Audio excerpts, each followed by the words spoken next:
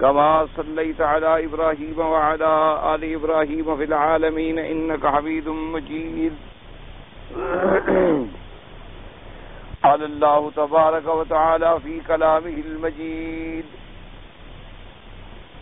أعوذ بالله من الشيطان الرجيم. بسم الله الرحمن الرحيم. العصر إن الإنسان لفي خسر إلا الذين آمنوا وعملوا الصالحات وتواصوا بالحق وتواصوا بالصبر. سورۃ العصر کے بارے میں الحمدللہ آپ پہلے درس میں باتیں پڑھ چکے ہیں اور سن چکے ہیں. اس مختصر اور ایجاز والی صورت میں اتنا بڑا اعجاز ہے، اتنا بڑا معانی اور حکم کا دریا اس میں پوشیدہ ہے کہ جیسے حضرت امام شافعی رحمۃ اللہ علیہ نے فرمایا تھا کہ اللہ تبارک و تعالی اگر صرف یہی سورۃ العصر ہی نازل فرما دیتے تو عالم کی ہدایت کے لیے بات کافی. اب پہلی بات تو آپ پڑھ چکے ہیں کہ اللہ تبارک و تعالی نے زمانے کی قسم کھائی، اور قسم کھانے کے بعد مقسم علیہ یہ ہے جواب، یعنی یہ اس پر دعویٰ یہ فرمایا کہ ان الانسان لفی خسر، تحقیق انسان جو ہے وہ خسارہ میں ہے، تروٹے میں ہے، ہلاکت میں ہے، نقصان میں. اب اس خسارے سے بچنے کا حل کیا ہے؟ کیونکہ اللہ تبارک و تعالی نے جب یہ بات واضح فرما دی کہ انسان جو ہے وہ خسارہ میں ہے، تو اب اس خسران سے، اس خسارہ سے، اس ہلاک سے بچنے کا لازمی بات ہے کہ اللہ تبارک و تعالی ہمیں ہدایت کا ایسا فارمولہ عطا فرمائیں گے کہ جس سے انسان اس خسارے اور ہلاکت سے بچ سکے. اس کے لیے اگلی آیت مبارک میں 4 چیزوں کا ذکر فرمایا گیا ہے کہ جو ان 4 چیزوں کو مضبوطی سے پکڑ لے گا وہ تو خسارے سے بچ گیا، اور جو ان 4 چیزوں کو مضبوطی سے نہیں پکڑے گا اس کے خسارے میں ہونے کا تو شک نہیں. اللہ پاک قسم کھا کے فرما چکے ہیں کہ انسان خسارے میں. اب استثناء جو ہے آگے کہ الا الذین آمنوا وعملوا الصالحات، کہ اس جن سے انسان، اس خسارہ جو ہے پورے انسانوں کے لیے، اس سے کون مستثنا ہیں، کون اس سے محفوظ ہیں؟ فرمایا وہ لوگ، وہ خسارے سے بچ جائیں گے جن کے لیے اللہ نے 4 شرطیں بیان فرمائی. پہلی شرط کیا ہے؟ ایمان، یاد رکھ. دوسری کیا ہے؟ عمل صالح. 2. تیسری چیز کیا آئی؟ تواصوا بالحق، حق کی وصیت کرنا. وصیت کا معنی کیا ہوتا ہے؟ جیسے آپ اردو محاورے میں یوں سمجھ لیں نصیحت، لیکن وصیت میں ذرا زیادہ زور ہے، زیادہ وزن ہے. کیا معنی؟ یعنی کسی خاص بارے میں جو سخت سے سخت اور ضروری سے ضروری ہدایت کی جائے، نصیحت کی جائے، اس کو وصیت کہتے ہیں. وصیت کا معنی تو یہی ہے، نصیحت اور ہدایت. لیکن دیکھا ہے آپ نے کہ جب انسان کی موت قریب آتی ہے مثلا تو وہ وصیت کرتا ہے، تو اب وہ وصیت اتنی ضروری ہوتی ہے، اتنی لازمی ہوتی ہے کہ اگر وہ شریعت کے خلاف نہ ہو تو سب سے پہلے اس کے ورثاء کا کام یہ ہے کہ وہ میت کی وصیت پوری کریں. ہاں اگر اس نے کوئی شریعت کے خلاف یعنی وصیت کی ہے جس میں مخالفت ہو کتاب اللہ اور سنت رسول اللہ صلی اللہ علیہ وسلم کی، اس کی تو عمل نہیں کیا جائے گا. ورنہ وصیت کی لازمی تنفیذ ہوگی کہ جو مرنے والے نے وصیت کی ہے اس کی لازم تعمیل۔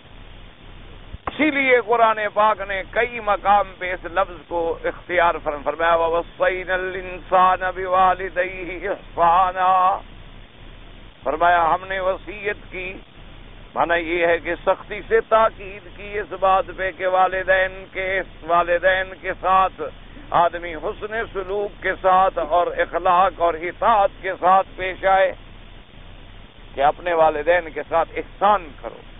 احسان کا معنی کیا ہوتا ہے؟ بھلائی کرو۔ اسی طرح فرمایا وَوَصَّىٰ بِهِ نُوحًا، کہاں بھی وصیت کا لفظ آیا ہے۔ اسی طرح کئی مقام پہ قرآن پاک نے وصیت کا لفظ جو ہے ذکر فرمایا، اسی لیے ان لوگوں کے لیے جس آدمی پر موت کا وقت قریب آ جائے اس کے لیے حکم ہے کہ وصیت کرے۔ اسی لیے احادیث مبارکہ میں بھی یہ آتا ہے کہ ہر عقل والا آدمی جو ہے اس کو چاہیے کہ اس پر کوئی رات ایسی نہ گزرے الا وصیتہ مکتوبۃ، مگر یہ کہ اس کی وصیت لکھی ہوئی اس کے سرانے کے نیچے محفوظ ہو۔ انسان کا پتہ نہیں ہے، ہم آج مر جائیں، ابھی مر جائیں، رات کو سوئیں، صبح کو اٹھنا نصیب ہو نہ ہو، تو بعد میں جو آدمی جھگڑتے رہیں اور خاندان میں لڑائیاں اور اختلافات اور مقدمات اور تباہیاں اور بربادیاں آئیں، تو لازمی ہے کہ انسان خود وصیت کر کے ایک مسئلے کو ختم کر۔ اس لیے حکم ہوتا ہے کہ ہر عقل والا آدمی دو گواہوں کو بلا کر ان کے سامنے وصیت نامہ اپنا ایک تیار کر لے کہ میری جائیداد کو شرعی طریقے پہ تقسیم کیا جائے، میں نے قرض دینا ہے، میں نے قرض لینا ہے، کچھ معاملات ہیں، کچھ آگے تم نے ہدایات دینی ہیں، اور اپنے ثلث مال میں سے، مال کے تیسرے حصے میں سے اپنے لیے کوئی صدقہ جاریہ، مساجد، مدارس، کوئی اچھے کام کی وصیت کرنی ہے، تو اپنا وصیت نامہ ایک مکمل کرا کے عادل اور اچھے قسم کے لوگوں کو، متقی قسم کے لوگوں کو دو گواہ بنا کے دستخط کرا کے محفوظ کر دے، تاکہ اس کی زندگی کے بعد بلا وجہ لوگ اختلافات میں نہ پڑ جائیں۔ تو یہاں بھی لفظ جو ہے اللہ تبارک و تعالی نے ارشاد فرمایا تواصوا کا، وتواصوا بالحق وتواصوا بالصبر، یعنی اس کے اندر آپ یعنی قوت اور شدت ملاحظہ فرمائیں۔ اور اسی طرح آپ اس بات پہ غور کریں، ایک تو جی وہ لوگ ہیں مثلا جو ایمان نہیں لے آئے،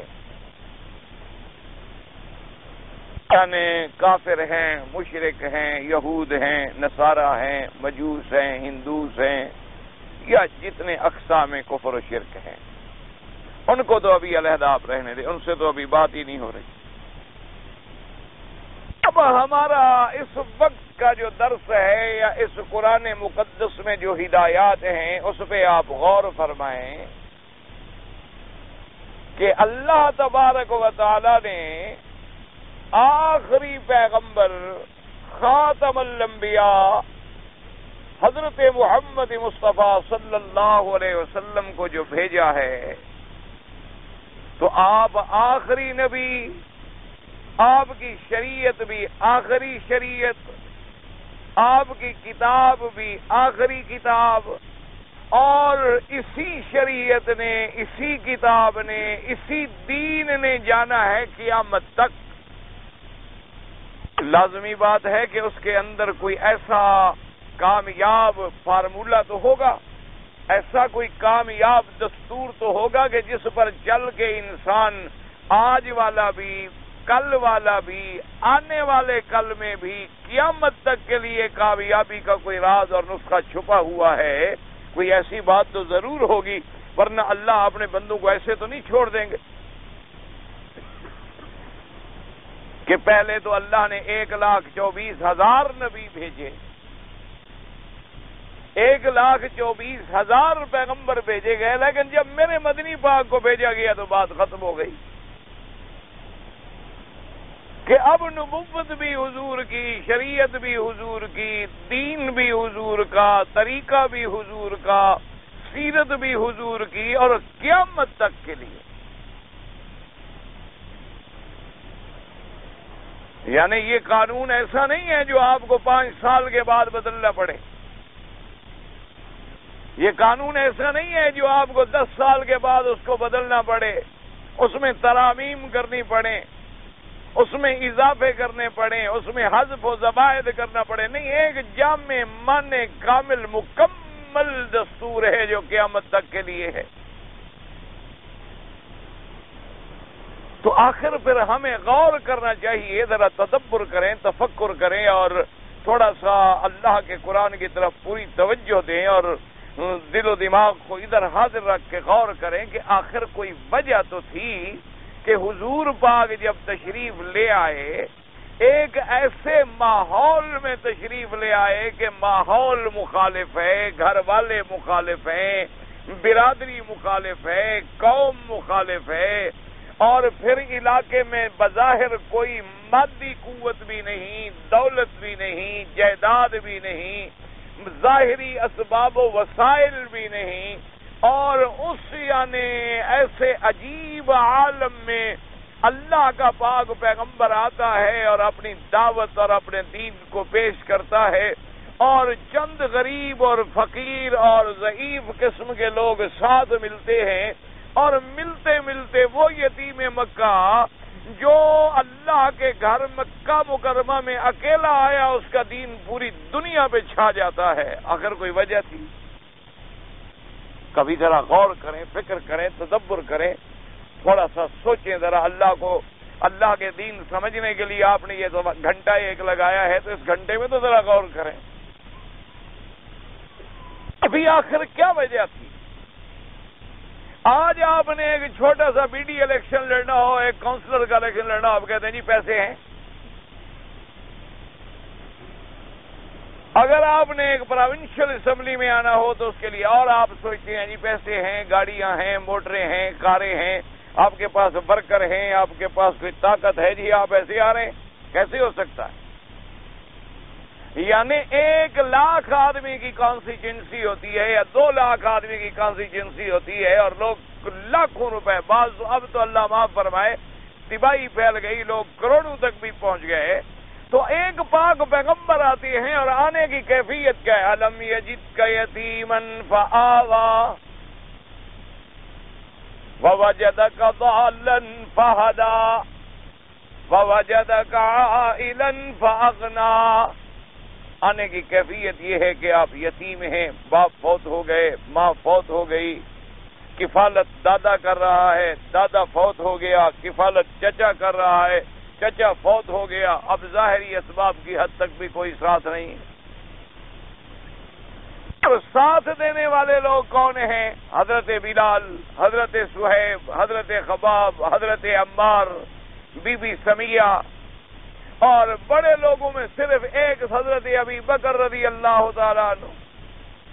اب پھر وہ پاک نبی، اللہ کا پاک پیغمبر، سید الاولین والآخرین، خاتم الانبیاء والمرسلین، اللہ کے کروڑوں صلاۃ و سلام ہوں میرے مدنی سرکار کی ذات مبارک پر، اور پھر وہ دعوت بھی ایسی نہیں دے رہا کہ جو کسی ایک محدود شعبے میں ہو۔ دنیا میں آپ نے دیکھے ہیں بڑے بڑے انقلاب آئے، روس کا انقلاب آیا، آپ نے دیکھا کیا ایک اقتصادی شعبے میں انقلاب تھا نا، کہ روٹی کپڑا مکان، اور تو کسی چیز میں انقلاب نہیں تھا۔ اسی طرح آپ پوری دنیا کی تاریخیں اٹھا کے پڑھ لیں کہ جہاں جہاں انقلاب آئے ہیں ان کا کوئی ایک پہلو ہے، یعنی کوئی ایک نعرہ لے کے آئے ہیں کہ جی غریب پسا ہوا ہے، ہم نے اس کو اٹھانا ہے، جی غریب کو روٹی نہیں ملتی، ہم نے برابر روٹی پہنچانی ہے، یعنی کوئی ایک نعرہ ہے۔ لیکن اس کے مقابلے پہ آپ ذرا غور کریں، یعنی ساری تاریخ انسانیت کے انقلابات پہ آپ نظر ڈالیں، اور پھر اس انقلاب نبوی پہ نظر ڈالیں کہ حضور نے صرف ایک شعبے میں نہیں بلکہ سر سے لے کر پاؤں تک تمام شعبوں میں انقلاب لانا ہے۔ ان کے آگے 360 بت ہے، وہ کہتا ہے ایک خدا مانو۔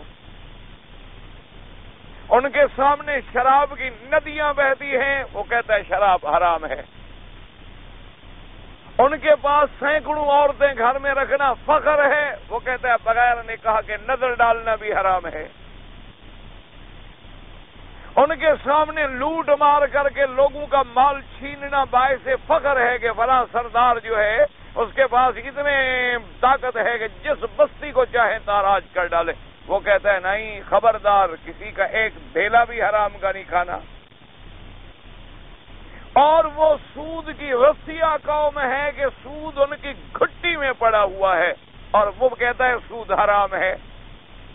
یعنی عقیدے میں انقلاب، عمل میں انقلاب، صورت میں انقلاب، سیرت میں انقلاب، ظاہری بود و باش میں انقلاب، ہر لحاظ سے جامع ترین انقلاب لانے والے پاک پیغمبر ہیں، اور اسباب کوئی نہیں، اسباب کوئی نہیں۔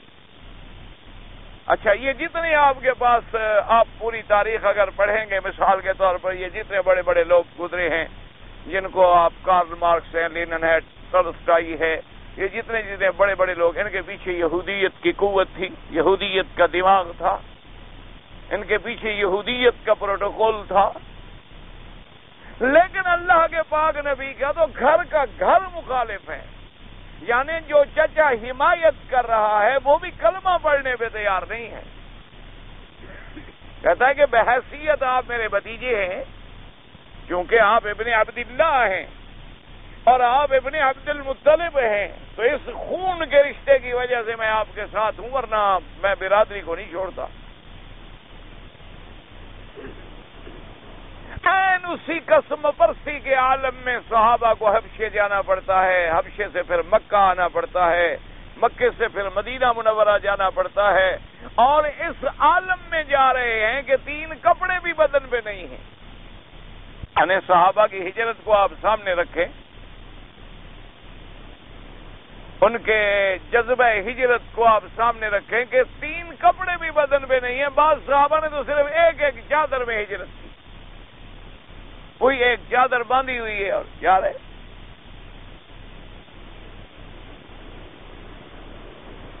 لیکن اس کے باوجود جب آپ نظر ڈالتے ہیں کہ وہ پاک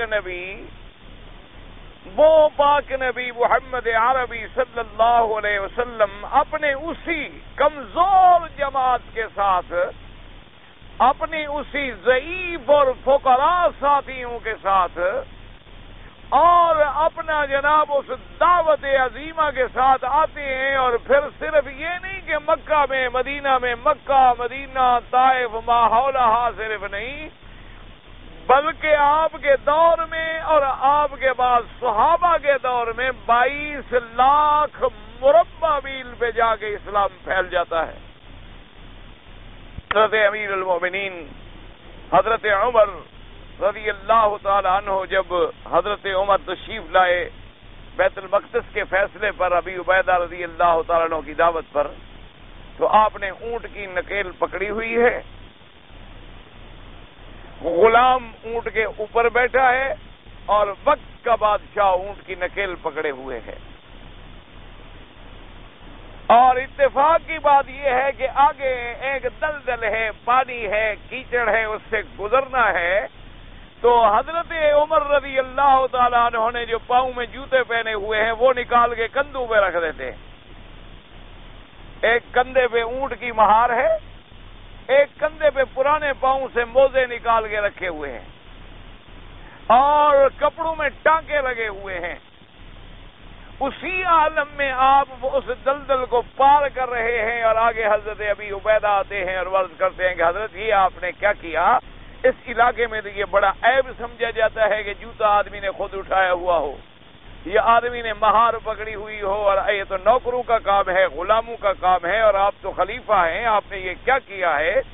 تو حضرت عمر رضی اللہ تعالیٰ نے غصے میں آ کے ابی عبیدہ کے سینے پہ ہاتھ مارا اور کہا کہ واللہ ابی عبیدہ اگر تو نہ ہوتا، تیرے بغیر آج کوئی یہ بات کہتا تو میں اس کو سیدھا کر دیتا، اتنی سزا دیتا کہ وہ زندگی بھر یاد رکھتا۔ ہمیں اللہ نے جو عزت دی ہے کوئی دولت سے دی ہے، طاقت سے دی ہے، ان لوگوں کے طریقوں سے دی ہے کہ ہم آج ان لوگوں کے طریقوں کو سوچیں.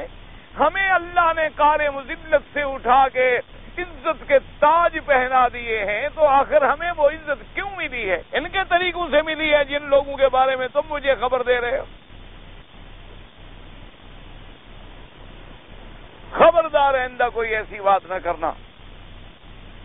عزت کپڑوں کے ساتھ ہوتی ہے، عزت بوٹ کے ساتھ ہوتی ہے، عزت جو ہے وہ لباس کے ساتھ ہوتی ہے. عزت ہمیں اس لیے ملی ہے کہ ہمارے پاس لباس بڑے تھے، پوشاکیں بڑی تھیں، جوتے بڑے اعلیٰ قسم کے تھے. ہمیں اس لیے یہ کامیابی حاصل ہوئی ہے. حضرت ابی عبیدہ چپ ہو گئے. تو آخر آپ غور کریں میرے بھائی، میرے عزیز، اس میں تھوڑا سا فکر کریں، تدبر کریں کہ آخر وہ کیا وجہ تھی. اور آج پوری دنیا میں ہمیں 1 ارب سے بھی زیادہ مسلمان ہیں اور ہر جگہ ذلیل ہیں. آخر کیا وجہ؟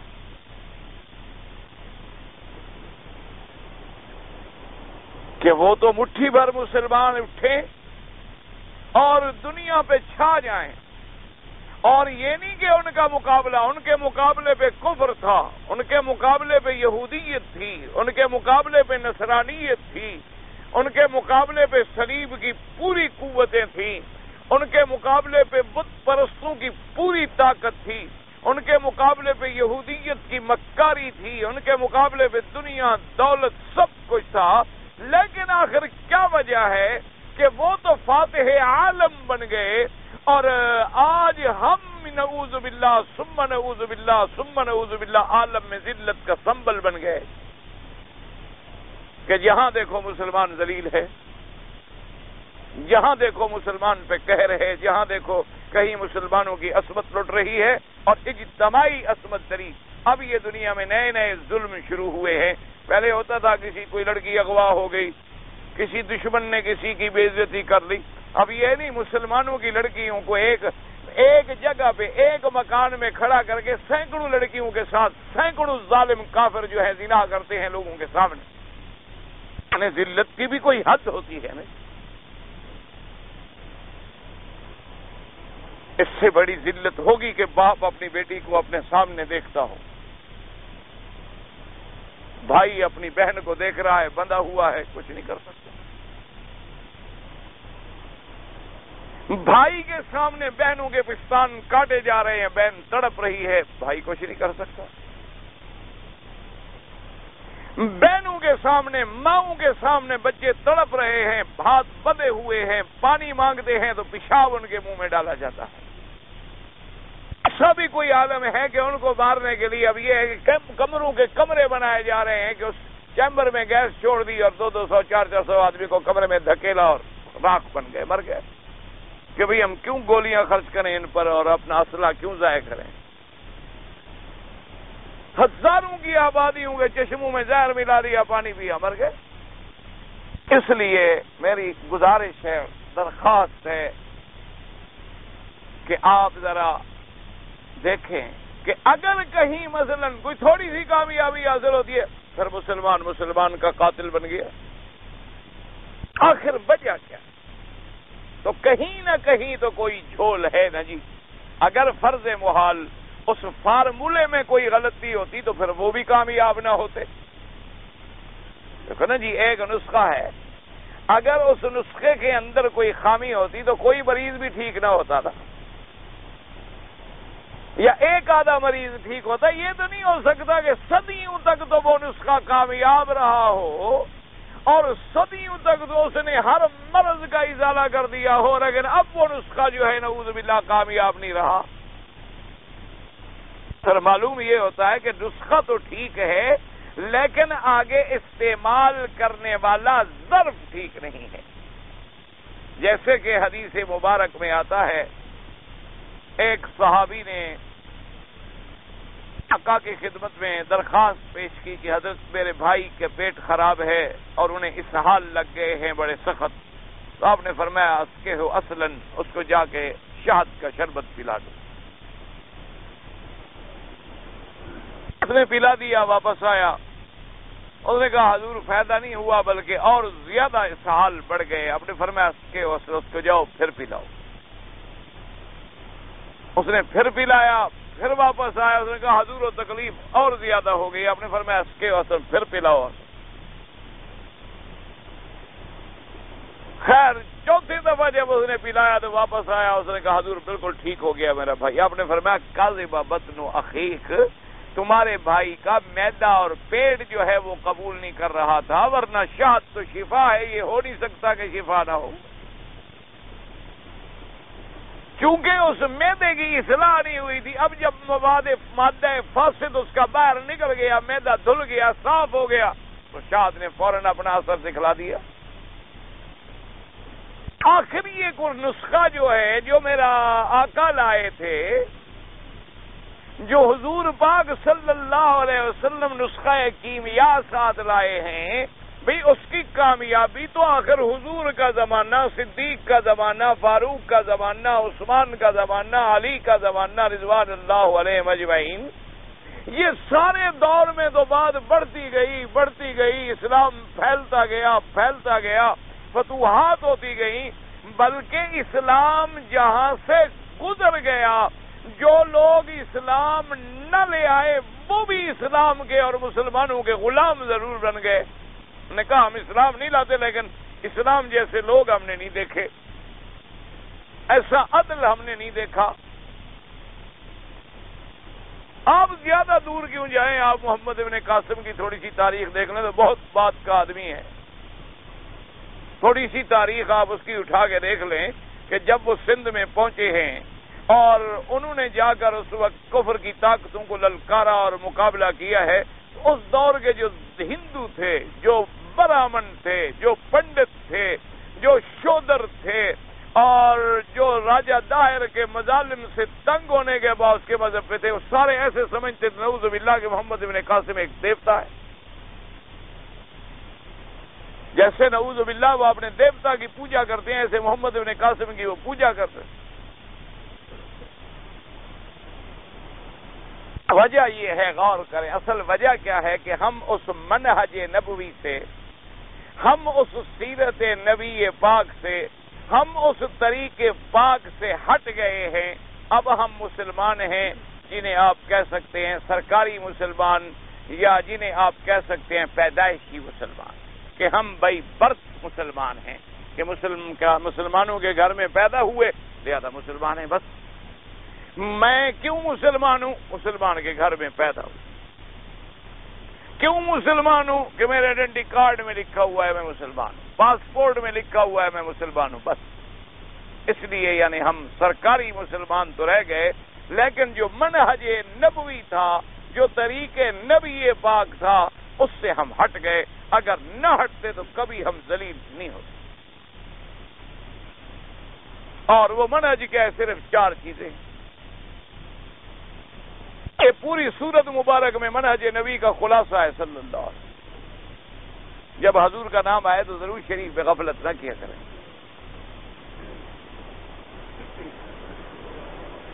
حضور صلی اللہ علیہ وسلم یوں سمجھیں کہ پورے دین کا خلاصہ, پورا منہج جو ہے وہ کیا ہے, صرف 4 چیزیں. 4 چیزوں میں پہلی چیز کیا تھی, ایمان. دوسری چیز کیا ہے, عمل صالح. اور تیسری چیز کیا ہے,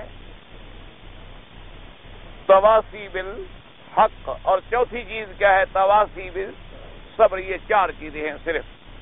زیادہ لمبی چوڑی محنت میں آپ کو جانے کی ضرورت ہی نہیں. اچھا, اب اسی میں پھر وہ مصطلحات چلے آئیں گے, اسی کے اندر پھر تفاصیل چلی آئیں گی, لیکن خلاصہ یہی 4 رہے گا. جیسے حضرت لاہوری رحمت اللہ علیہ, حضرت شیخ احمد علی لاہوری رحمت اللہ علیہ, اللہ ان کی قبر پہ کروڑوں رحمتیں فرمائیں, اللہ اکبر. وہ فرماتے تھے کہ بھی دین کیا ہے, فرماتے تھے 3 چیزوں کا نام ہی تو دین ہے. عبادت خدا کی ہو, عبادت خدا کی ہو, اطاعت محمد مصطفیٰ کی ہو, اور خدمت خلق کی ہو. فرماتے یہی تو دین ہے. اب جناب پہلی چیز جو ہے ہماری کامیابی کی وہ کیا ہے؟ ایمان یا اسلام، جیسے کہہ رہے ہیں اب یہ مترادف الفاظ مبارک ہیں جو ان کے معانی میں باریکیاں ہیں، لیکن آپ اب کہتے ہیں نا مسلمان ہے، اسی کو کہتے ہیں مومن ہے، کہتے ہیں ایمان ہے، کہتے ہیں اسلام، چونکہ اب یہ الفاظ جو ہے ایک دوسرے کے قائم مقام استعمال ہوتے ہیں۔ تو سب سے پہلی کامیابی کا طریقہ کیا ہے؟ اسلام یا ایمان۔ پہلا نسخہ ہمارا کیا ہے؟ ایمان یا اسلام۔ اسلام کا کیا معنی ہے؟ اسلام کا معنی یوں سمجھ لو ایک لفظ میں کہ یا ایھا الذین آمنوا ادخلوا فی السلم کافہ۔ اللہ نے فرمایا ایمان والو، اسلام والو، اسلام میں پورے کے پورے داخل ہو جاؤ۔ اب اسلام میں آگے کیا ہے؟ عبادت ہے۔ اسلام میں آگے کیا ہے؟ اطاعت ہے۔ اسلام میں آگے کیا ہے؟ تقوی ہے، کہ آدمی کیا کرے؟ عبادت کرے اللہ کی، اور اس کے بعد کیا ہے؟ تقوی مانا تمام بری چیزوں سے پرہیز کرنا۔ ایمان کا معنی یہ ہے، اسلام کا معنی یہ ہے کہ اپنے آپ کو اللہ کے رسول کے سپرد کر دے، کہ جو اللہ کے رسول کا حکم ہے سر نہادن یعنی سر تسلیم خم ہے، میں نے گردن جھکا دی ہے۔ اللہ کا حکم ہے کہ یہاں بیٹا ذبح کر دو، حاضر۔ اللہ کا حکم ہے کہ یہاں مال خرچ کر دو، حاضر۔ اللہ کا حکم ہے کہ یہاں بدن خرچ کر دو، حاضر۔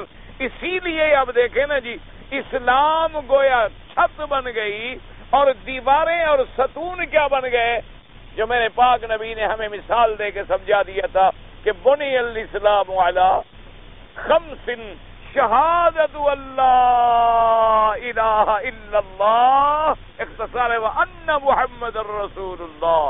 وہی پہلے ایمان آ گیا، کلمہ پڑھیں گے تو کیا آ جائے گا؟ ایمان آ جائے گا، اسلام آ جائے گا۔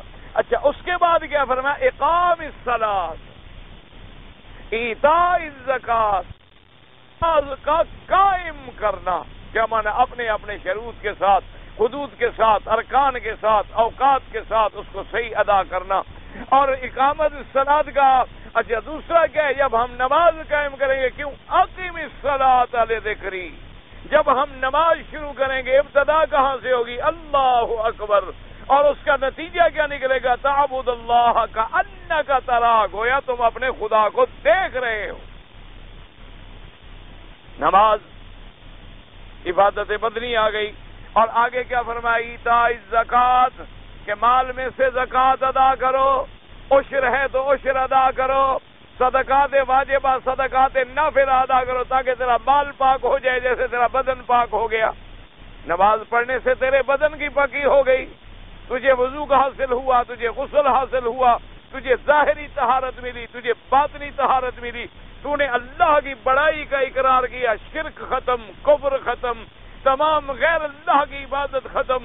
تم نے وعدہ کر لیا ایاک نعبد و ایاک نستعین، کہ صرف تیری ہی عبادت کریں گے، صرف تجھ ہی سے مدد مانگیں گے۔ تو اب جب تم نے نماز پڑھی، سر سے لے کر پاؤں تک تیرا اندر بھی پاک ہوا، تیرا باہر بھی پاک ہو گیا۔ اللہ نے فرمایا اب مال کو بھی پاک کرو، مال کو بھی پاک کرو، زکوٰۃ ادا کرو۔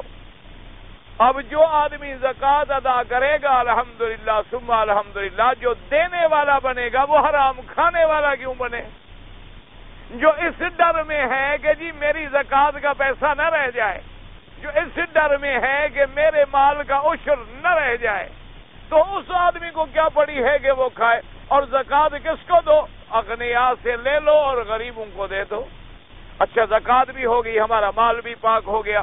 اب اللہ نے فرمایا اچھا بدن بھی پاک ہو گیا، مال بھی پاک ہو گیا، لیکن نفس جو ہے یہ بڑا سرکش گھوڑا ہے، اور گھوڑا جب بے لگام ہو جاتا ہے تو مرضی کسی کھیت میں جا پڑے، کسی کا کھیت چگ لے، کسی کا گھاس کھا لے، کسی کے گھر کے اندر چلا جائے، کسی کی دیوار کو توڑ ڈالے۔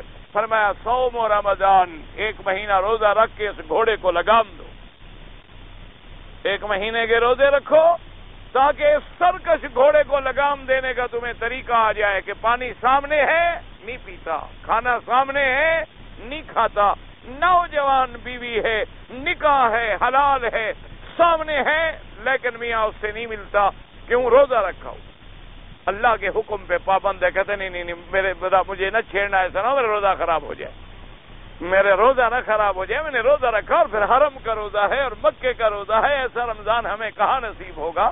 اور پھر اللہ نے ہمارے لیے رات بنائی ہے، کوئی بات نہیں، ہم رات کو مل لیں گے، پھر رات کا وقت ہے، کہتے یار ٹھیک ہے بیوی سے پھر مل لیں گے، یہ تراویح کہاں نصیب ہوگی، یہ تہجد کہاں نصیب ہوگی، یہ رات کا جاگنا کہاں نصیب ہوگا؟ اللہ نے فرمایا اب روزہ رکھنے سے اس سرکش گھوڑے کو لگام دے دو، ہو گئی۔ اب اللہ میاں یہ تو کام ہو گیا، آپ نے فرمایا اچھا اب حج بھی کرو، تاکہ اس میں پھر ایک دفعہ تمام عبادتوں کو جمع کر دیا جائے کہ تمہیں تکلیفیں بھی آئیں، تمہیں پیاسا بھی رہنا پڑے، تمہیں بھوکا بھی رہنا پڑے، تمہیں پیدل بھی چلنا پڑے، تمہیں فٹ پاتھوں پہ بھی سونا پڑے، تمہیں سڑکوں پر بھی رات گزارنی پڑے، اور جناب اس کے بعد تیری دولت بھی خرچ ہو، تیرا بدن بھی خرچ ہو، اور پھر تو نے 2 چادریں پہن کے کفن بھی پہنا ہوا ہے، موت بھی یاد ہو، کبھی اللہ کے گھر کی دوڑ ہے، کبھی صفا مروہ میں دوڑ ہے، کبھی مینا دوڑ رہا ہے، کبھی عرفات دوڑ رہا ہے، کیونکہ اب یہ ساری دیواریں مکمل ہوئی تو اسلام کی اوپر چھت مکمل ہو گئی تو گھر مکمل ہو گیا۔ اب اس میں اگر ایک دیوار نہ ہو تو پھر گھر، اور 2 نہ ہوں، اور جن میں 4 ہی نہ ہوں تو چھت کس پہ ہوگی؟ آپ اگر اپنے گھر کے 4 ستون نیچے سے نکال لیں تو چھت کہاں ہوگی؟ ہاں جی نہیں، آپ سوچ رہے ہیں آپ کے پاس کوئی طریقہ ہو چھت کو بغیر ستون دیوار کھڑا کرنے کے؟ ریموٹ سے کھڑا کر لیں گے آپ کچھ عرصے کے لیے۔ اب اسی سے آپ غور فرما لیں کہ آخر ہماری بربادی کی کوئی وجہ تو ہے کہ کسی کی 1 دیوار گری ہوئی ہے، کسی کی 2 دیواریں گری ہوئی ہیں، کسی کی 3 دیواریں گری ہوئی ہیں، کسی کی 4 ہی ختم ہے، لیکن کہتے ہیں میں مسلمان ہوں، اسلام کی چھت تو نیچے آ پڑی، اسلام کہاں ہے؟ اسلام تو تب مکمل ہوگا جب نیچے 4 ستون مکمل ہوں گے، جب اقام الصلاۃ آئے گی، ایتاء زکات آئے گی، صوم رمضان آئے گا، حج البیت آئے گا، 4 دیواریں بنے گی، 4 ستون بنیں گے، اب اسلام کی چھت اس پہ ٹھہرے گی۔ اگر نماز نہیں، روزہ بھی نہیں، حج بھی نہیں، زکات بھی نہیں، اور پوچھو کہتے ہوں میں مسلمان، ہوں میں مسلمان، یعنی اندازہ فرمائیں کہ ایک پیر صاحب کے بارے میں نام لینے سے تو خیر غیبت ہو جاتی ہے، اللہ ہمیں غیبت سے بچائے، مقصد تو عبرت دلانا ہے۔ پیر ہیں ماشاءاللہ، بہت بڑے علاقے کے اور بہت بڑے پیر ہیں، یعنی کچھ بھی نہ ہو تو لاکھوں کی تعداد میں ان کے مرید ہوں گے، لاکھوں سے شاید زیادہ ہوں، ورنہ لاکھوں تو ہوں گے، یعنی اتنا بڑا پیر، اس نے ایک عالم دین کے سامنے یہ اقرار کیا۔ ایک تو ہوتا ہے نا جی کوئی کہہ دے، ہو سکتا ہے اس نے مخالفت میں کہا ہو، ہر آدمی کے دوست بھی ہوتے ہیں، دشمن بھی ہوتے ہیں، اس نے دیکھا کہ رمضان المبارک کا مہینہ ہے اور پیر صاحب سگار پی رہے ہیں۔ ایک تو سگریٹ ہوتی ہے نا، یہ تو غریبوں کے لیے ہے نا، بڑے جب ہوتے ہیں نا ان کا سگریٹ بڑا ہو جاتا ہے، وہ پھر سگار بن جاتا ہے، اور جب اور اللہ کا عذاب بڑھتا ہے تو پھر آگ آگے رکھی ہوتی ہے، ہر وقت جہنم کا نظارہ ہے، اور بیٹھے ہیں حضرت مست بیٹھے ہیں اور فائدہ اٹھا رہے ہیں۔ ذرا آگ بجھنے لگے، کہتے ہیں آگ نئی کرو، ذرا آگ تازہ رکھو۔ اب انہوں نے کہا کہ اللہ کے بندے، تم اتنے بڑے پیر ہو، اتنے بڑے باپ کے بیٹے ہو، اور اتنا بڑا تمہارا حلقہ عقیدت ہے، کم از کم اتنا تو بھائی لحاظ کیا کرو کہ لوگوں کے سامنے تو رمضان المبارک میں سگریٹ نہ پیا کرو۔ اگر تم نے روزہ نہیں بھی رکھنا تو کچھ ظاہری بھرم تو ہوتا ہے نا۔ انہوں نے کہا کہ نہیں حضرت، گزارش یہ ہے کہ میں روزہ تو رکھتا ہوں حضرت، لیکن ایک روزہ رکھتا ہوں 27ویں کا، اور اس سال شاید وہ بھی نہ رکھ سکوں۔ نماز کا وقت آیا تو جب سارے حضرات اکٹھے ہوئے، نماز پڑھنی تھی، کسی کوٹھی میں بیٹھے تھے، لان میں نماز ہو رہی تھی، پیر صاحب بیٹھے ہیں، تو اس بزرگ نے، عالم نے کوشش کی، حضرت کے پاس آدمی بھیجا کہ انہیں کہو کہ بھئی وہ نماز پڑھے۔ انہوں نے کہا جی عجیب بات ہے، میں نے تو سال میں صرف ایک نماز عید کی پڑھ لیتا ہوں، وہ بھی کبھی کبھی وضو ہوتا ہے، کبھی نہیں ہوتا۔ یعنی اللہ جانے مذاق کیا، طنز کیا یا حقیقت کہا، یہ دل کی باتیں تو رب جانتا ہے نا، ہم تو ظاہر کی بات کہتے ہیں۔ انہوں نے کہا جی ہم تو عید کے موقع پہ آ جاتے ہیں اور عید کی نماز میں پڑھ لیتے ہیں، باقی نمازوں کا کیا ہے؟ تو اب اندازہ فرمائیں کہ اگر ہمارے مقتدا یعنی پیر کہلانے والے لوگ، پیر مانا مقتدا مرشد، اور رشد و ہدایت کی کرسیوں پہ بیٹھنے والوں کا یہ عالم ہو تو عام آدمی کا پھر کیا حال ہو؟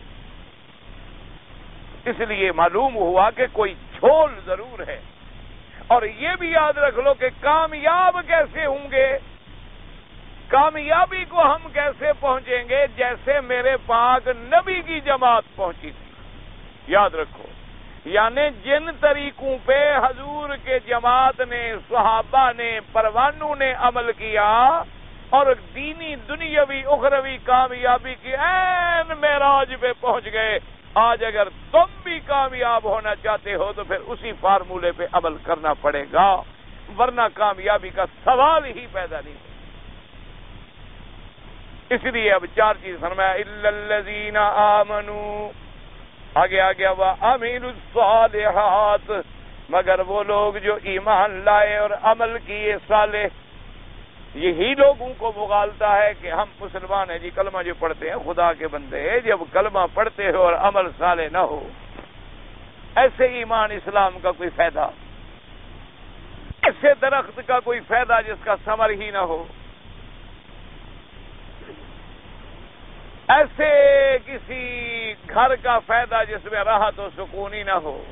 تو ایمان کے ساتھ عمل صالح جو ہے نا، اب یہ علمی بحثیں ہیں کہ عمل صالح داخل ہیں یا داخل نہیں، یہ علماء کا کام ہے، وہ ان بحثوں میں پڑھے، آپ اس بحث میں نہ پڑھیں۔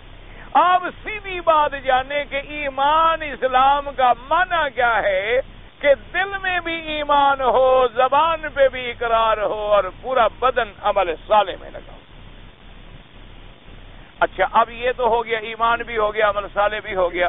اللہ نے فرمایا فقط صرف یہ نہیں، بلکہ ہم نے تو تم سے کام لینا ہے قیامت تک کے لیے، ہم نے تو تم سے کام لینا ہے۔ اب نبی تو ہم نے بھیجنا نہیں، اب اور رسول اور پیغمبر تو ہم نے بھیجنا نہیں ہے، تو اب ہم نے تم سے جو کام لینا ہے، تو تمہاری ڈیوٹی صرف اتنے پہ ختم نہیں ہو گئی کہ تم ایمان والے بن گئے، تم بڑے عمل کرتے ہو، نمازیں پڑھ رہے ہو، روزے رکھ رہے ہو، ٹھیک ٹھاک۔ فرمایا نہ وَتَوَاصَوْا بِالْحَقِّ وَتَوَاصَوْا بِالصَّبْرِ، اب تمہاری ذمہ داری ہے کہ لوگوں کو بھی حق کی بات پہنچاؤ، یہ بھی تمہاری ذمہ داری ہے، خود بھی دین پہ قائم رہو اور لوگوں پر دین کی بات پہنچاؤ۔ اگر تم یہ بات نہیں پہنچا رہے پھر بھی تم دین کی بات جو ہے پورے تم دین پہ کامل نہیں ہو۔ صرف یہ نہیں کہ اپنی بات تو تم نے مکمل کر لی، الحمدللہ تم نمازی بھی ہو، روزے دار بھی ہو، تم پرہیزگار بھی ہو، لیکن اس کے باوجود زبان کو سی کے بیٹھے ہوئے ہو، تم کچھ نہیں کرے۔ فرمایا نہ وَتَوَاصَوْا بِالْحَقِّ، حق کی وصیت کرو، یعنی امر بالمعروف۔ اس لیے قرآن نے دوسری جگہ وضاحت کر دی، کنتم خیر امت اخرجت للناس تأمرون بالمعروف وتنہون عن المنکر، تم بہتر امت ہو، لیکن کیوں؟ اس لیے کہ بھلائی کا حکم کرو اور برائی سے منع کرو۔ اگر تم بھلائی کا حکم نہیں کر رہے اور برائی سے منع نہیں کر رہے تو معلوم ہوا کہ اسلام پورا نہیں ہے، کیونکہ اسلام میں تو چار چیزیں ہمارے ذمہ تھی۔ کامیابی کے لیے ہمارے سامنے سمبل جو تھا وہ چار چیزوں کا تھا، اب دو تو ہیں لیکن دو نہیں ہے، یا ایک تو ہے اور تین نہیں ہے، یا تین تو ہے اور ایک نہیں ہے، تو بات تو پھر وہی کی وہی ہو گئی۔ اگر آپ کو دنیا کے اندر بھی کوئی ڈاکٹر دوائیں دیتا ہے، وہ کہتا ہے جی آپ نے یہ ایک کیپسول 3 دفعہ کھانا ہے، ایک انجیکشن لگوانا ہے، اور یہ گولی کھانی ہے، اور یہ شربت پینا ہے، اور آپ 2 چھوڑ دیں اور 2 پہ عمل کریں، یا آپ 3 چھوڑ دیں اور 1 پہ عمل کریں، یا آپ ان میں 1 چھوڑ دیں اور 5 دن کے بعد ڈاکٹر کے پاس جائیں، اسے کہیں جی کچھ فائدہ ہوا تو ہے لیکن اچھی طرح نہیں ہوا۔ اس کا تم نے کیا؟ اس نے کہا جی یہ میں انجیکشن نہیں لگوا گیا، سوئی میں ذرا درد تھا نا، اس میں ذرا جی درد ہوتا ہے، وہ میں نے انجیکشن تو نہیں لگوایا، باقی دوائیں میں کھا رہا ہوں۔ کہا بدبخت، اصل تو وہی ضروری تھا جب تک جہاد میں آگے تمہارا انجیکشن نہ لگتا، تمہارا آپریشن نہ ہوتا، تمہارا گلا نہ کٹتا، تم کیسے کامیاب ہو؟ تو تمہیں جہاد کے وقت جہاد فی سبیل اللہ بھی تو کرنا ہے۔ اس لیے حضور پاک نے فرمایا کہ من رآ منکم منکرا فلیغیرہ بیدہ، فرمایا کہ اگر تم کوئی برائی دیکھو تو اس کو طاقت سے مٹا ڈالو، اور فرمایا اگر تمہارے اندر اتنی طاقت نہیں ہے کہ تم طاقت سے مٹا نہیں سکتے ہو، تم خود مزدور آدمی ہو، غریب ہو، تم کیا طاقت استعمال کرو گے؟ فرمایا فَإِن لَّمْ يَسْتَطِعْ فَبِلِسَانِهِ، زبان تو استعمال کرو، زبان تو استعمال کرو، اسے کہو کہ بھائی یہ بری بات ہے، یہ گناہ ہے، یہ حرام ہے، یہ ناجائز ہے۔ اور فرمایا اگر تم زبان بھی استعمال کرنے کی طاقت ہی رکھتے، فَبِقَلْبِهِ، اپنے دل میں تو برائی کو برائی سمجھ کے ہٹو۔ گو یہ کہ اضعف الایمان، ایمان کی کمزور آخری علامت ہے، لیکن پھر بھی ہو، اور اگر یہ بھی نہ ہو، تواسی بالحق و تواسی، اب چوتھی چیز کیا گئی، و تواصوا بالصبر، کیا مانا؟ اللہ تبارک و تعالی نے فرمایا اور صبر کی وصیت کرو۔ جب ایمان آئے گا، عمل صالح آئے گا، تبلیغ آئے گی، امر بالمعروف آئے گا، نہی عن المنکر آئے گی، تو لوگ گالیاں تو دیں گے، لوگ وہاں بھی تو کہیں گے، لوگ تمہارے بستر شستر اٹھا کے مسجدوں سے باہر تو پھینکیں گے، لوگ تمہیں دھکے تو دیں گے، کوئی تمہیں کچھ کہے گا، کوئی تمہیں کچھ کہے گا، تو پھر وصیت کرو صبر کی کہ بھی ان کو ہم نے برداشت بھی کرنا ہے، ہم نے ان تمام تکالیف کو اللہ کے راستے میں برداشت بھی کرنا ہے۔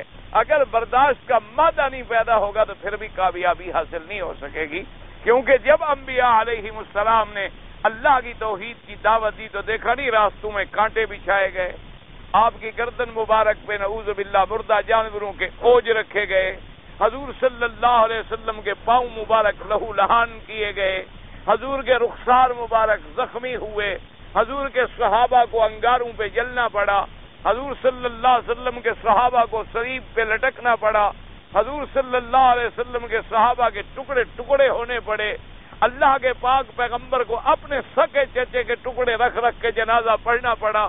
یہ سب کچھ کرنے کے بعد پھر اس کا حل کیا ہوگا؟ فرمایا وَتَوَاصَوْا بِالصَّبْرِ، اب صبر کی بھی وصیت کرو، کیونکہ جب تک صبر نہیں ہوگا اس وقت تک کام نہیں بنے۔ بعض علماء نے اس کو دوسرے انداز میں بیان کیا، انہوں نے فرمایا وَتَوَاصَوْا بِالْحَقِّ، یعنی طاعات کا حکم کرو، وَتَوَاصَوْا بِالصَّبْرِ، اور صبر کی وصیت کیا مانا؟ گناہوں سے بچو۔ انہوں نے کہا صبر کا معنی ہوتا ہے روکنا، صبر کا معنی یہ ہے جیسے آپ دیکھتے ہیں نا کسی کا کوئی عزیز مر جائے، وہ روتا ہے، آپ کہتے ہیں یہ صبر کرو صبر کرو صبر، یار چیخو نہیں، صبر کرو بھائی صبر کرو، آپ فریاد واویلا کر دیں، تو صبر کا معنی ہے روکنا۔ تو اپنے نفس کو حرام سے روکنا، اپنے نفس کو گناہوں سے روکنا، اپنے نفس کو برے کاموں سے روکنا، یہ بھی تو صبر ہے۔ اور پھر اپنے آپ کو ایک چیز پہ جما کے رکھنا، طاعت پہ جما کے رکھنا، نماز پہ جما کے رکھنا، تلاوت پہ جما کے رکھنا، یہ بھی صبر ہے۔ تو انہوں نے فرمایا وَتَوَاصَوْا بِالصَّبْرِ۔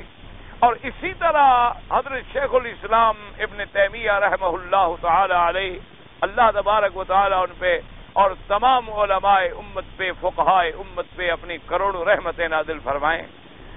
اللہ تبارک و تعالی ہمیں ان علماء کے نقش قدم پہ چلنے کی توفیق عطا فرمائیں، ان کا احترام، توقیر، عزت کی توفیق عطا فرمائیں۔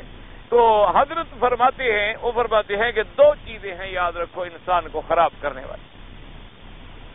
انہوں نے اور خلاصہ بیان کیا، انہوں نے فرمایا کہ دو چیزیں ہیں، ایک ہیں شبہات، ایک ہیں شبہات، یاد رکھو، اور ایک ہیں شہوات۔ حضرت شیخ الاسلام رحمۃ اللہ علیہ ابن تیمیہ رحمہ اللہ نے بڑی عجیب بات فرمائی، اللہ کی کروڑوں رحمتیں ہوں، فرماتے ہیں کہ ایک ہوتے ہیں شبہات اور ایک ہیں شہوات۔ کیا مانا؟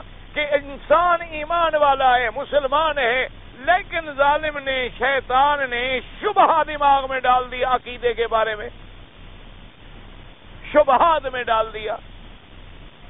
اب جب اس کے عقیدہ جو ہے وہ شبہات کا شکار ہوا، اب وہ تذبذب ہوا، تذبذب پیدا ہو گیا، اب جناب پاؤں ہلے، ڈگمگائے اور صراط مستقیم سے ہٹتا چلا گیا، شبہات آ گئے۔ اور دوسرا ہوتا ہے شہوات۔ کہ آدمی مومن بھی ہے، اعمال صالحہ بھی کرتا ہے، اور لیکن شہوات کا غلبہ جو ہے وہ کبھی کبھی بھٹکا دیتا ہے۔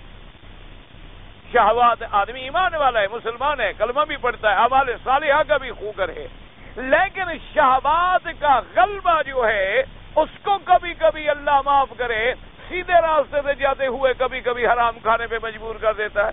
کبھی حرام میں بھی پڑ گیا، اس نے دیکھا کہ فلاں آدمی راتوں رات کروڑ پتی بن گیا اور میں 10 سال سے نوکری کر رہا ہوں، وہیں کا وہیں کھڑا ہوں جہاں میری تنخواہ تھی، اس سے بھی مشکل سے بھیجا، چلو یار تم بھی تھوڑا بہت کوئی نشہ وشے کا چکر چلا لو تو بات بن جائے گی۔ شہوات آ گئی، زنا کی شہوات میں پڑا، حرام کی شہوات میں پڑا، چوری شہوات، یہ سب شہوات ہیں نا، لذات اور شہوات ہیں۔ تو انہوں نے فرمایا، اللہ نے فرمایا وَتَوَاصَوْا بِالْحَقِّ، کہ ان شبہات سے بچو، عقیدہ حقہ پہ قائم رہو، ایمان و عمل صالح پہ قائم رہو، توحید اور اطاعت رسول پہ قائم رہو، اور اپنے دماغ میں شبہات کو نہ آنے دو، ان غلط قسم کے عقائد کو نہ آنے دو۔ اور جب شہوات غلبہ کریں وَتَوَاصَوْا بِالصَّبْرِ، اپنے آپ کو پھر ان شہوات سے روکنا ہے تو پھر ایک دوسرے کو صبر کی نصیحت کرو کہ بھائی ہم نے حرام سے بچنا ہے اور اعمال صالحہ پہ ثابت قدم رہنا ہے۔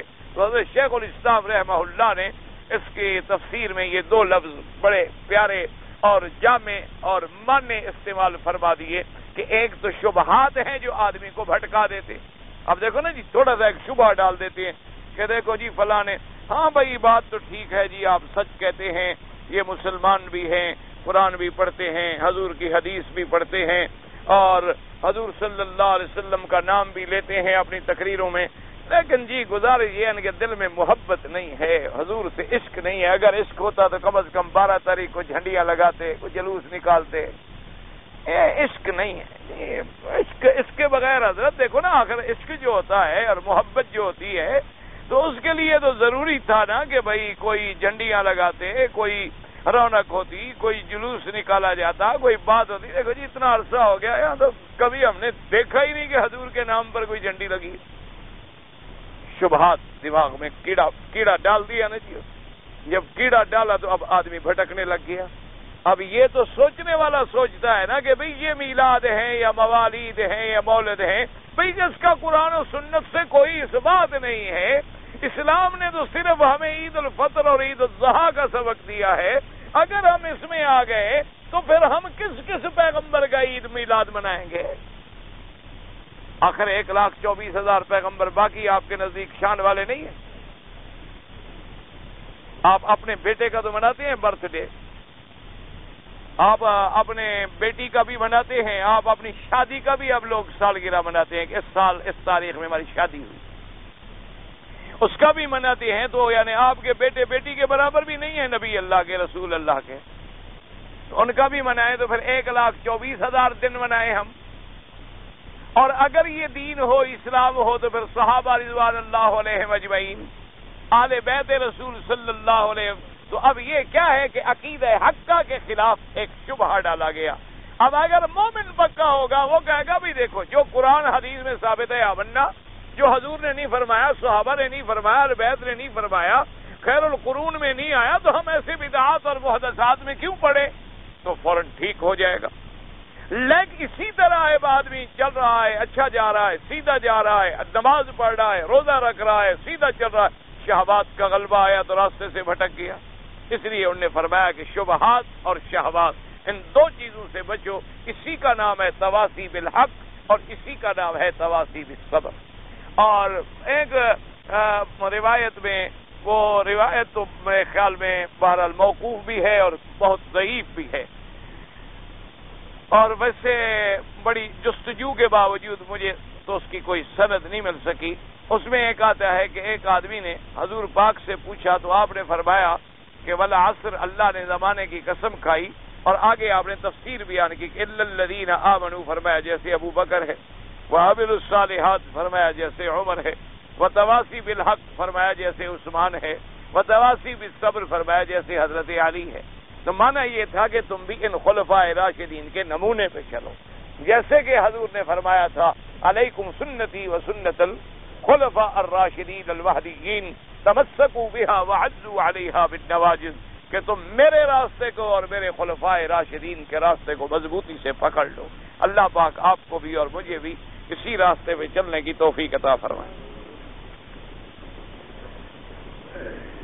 گائے اور بھینس کے کتنے عقیقے ہو سکتے؟ گائے بھینس کے عقیقے نہیں ہوتے، عقیقہ تو لڑکے لڑکیوں کا ہوتا ہے۔ مقصد یہ ہے کہ لڑکا ہو تو 2 بکرے یا 2 دمبے، اور لڑکی ہو تو 1 دمبا یا 1 بکرا۔ اب گائے میں چونکہ 7 بکریاں ہوتی ہیں، بھینس میں بھی 7 ہوتی ہیں، اونٹ میں بھی 7 ہوتی ہیں، تو 7 بکریوں کا حصہ کر سکتے ہو۔ ویسے گائے بھینس کا نہیں ہوتا عقیقہ۔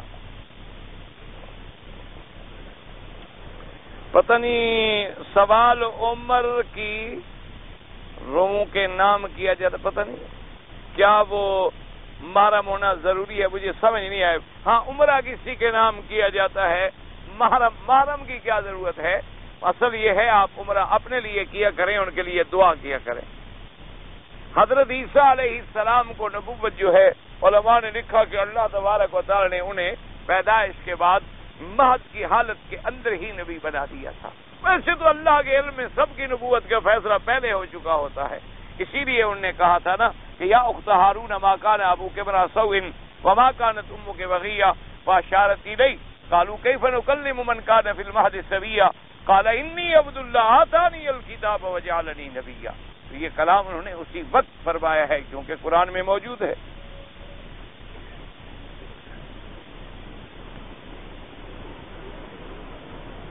کہتے ہیں میں نے دیکھا ہے کہ بعض لوگ جب قرآن پڑھتے ہیں تو ہاتھ پاؤں پہ رکھتے ہیں اور پھر وہی ہاتھ قرآن پہ رکھتے ہیں، تو پاؤں پلید تو نہیں ہوتا بھائی؟ اگر پلید ہے تو پھر اس کو کاٹ کے ہم گھر بھی نہیں رکھ سکتے۔ اگر انسان دیکھو نا اپنے بدن پہ، ہاں ایک ہے کہ بے ادبی کی نیت سے ایسا کرے تو ناجائز، ورنہ انسان ہے پڑھ رہا ہے، اب ہاتھ پاؤں پہ بھی پڑ گیا، پھر ہاتھ کتاب پہ بھی آ گیا، تو اس کی نیت اگر نعوذ باللہ کوئی بد نہیں ہے اور پاؤں پاک ہے، اسی میں نماز پڑھی ہے، ہاتھ پاک ہے، تو ایسی بات۔ اب آپ نے ہاتھ پہ جو اٹھایا ہوا ہے قرآن، آخر اسی بائیں ہاتھ سے پھر آپ استنجا بھی تو کرتے ہیں، اسی بائیں ہاتھ کو آپ غلط کاموں میں بھی تو استعمال کرتے ہیں۔ بات یہ ہے کہ اگر پاک ہے اور اس کی نیت درست ہے تو کوئی حرج نہیں۔ کئی لوگ مسجد نبوی میں جوتوں کے ساتھ آ جاتے ہیں، اگر جوتا پاک ہو تو پھر تو آنا سنت ہے۔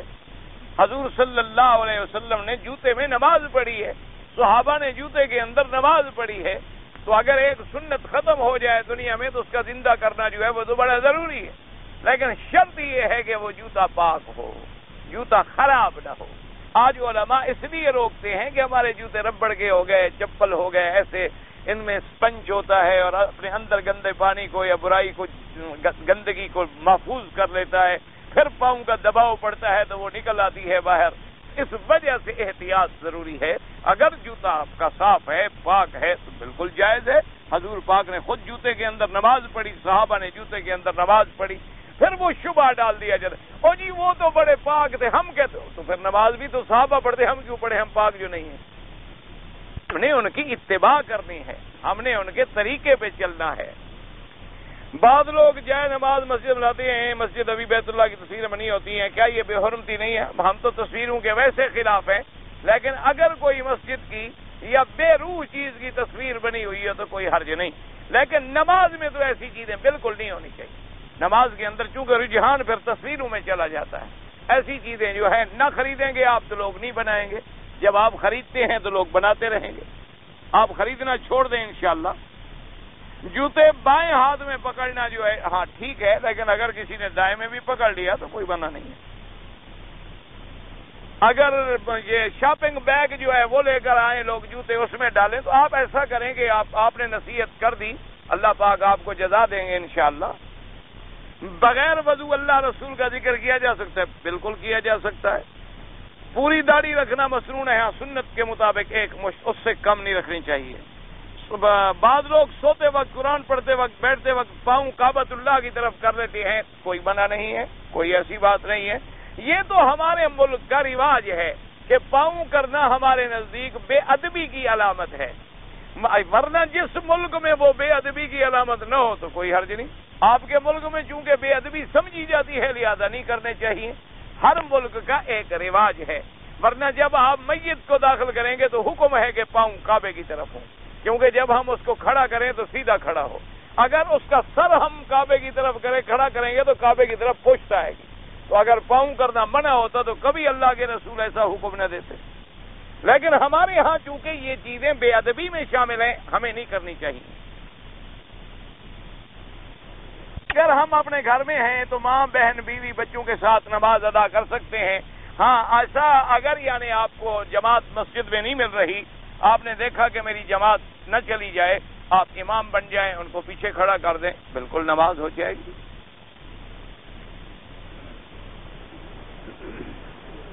کہتے ہیں رکوع کے بعد سجدے میں جاتے ہوئے بعض لوگ جو ہے وہ پینٹ یا اوپر کھینچے، وہ بیچارے جا نہیں سکتے نا، تنگ ہوتی ہے، کیا کریں، اس لیے کھینچے، مسئلہ کوئی نہیں.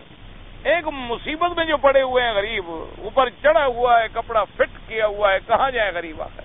انہیں نماز بھی تو پڑھنی ہوتی ہے، اس کو اوپر نیچے تو کرنا پڑتا ہے بھائی، ورنہ مسئلہ کوئی نہیں. مومن مردوں کو تو حوریں ملیں گی، عورتوں کو کیا ملے گا؟ عورتوں کو آپ جو ملیں گے، اور بھی کچھ چاہیے عورتوں کو؟ مرد جو ملیں گے ان کو اور کیا ملے؟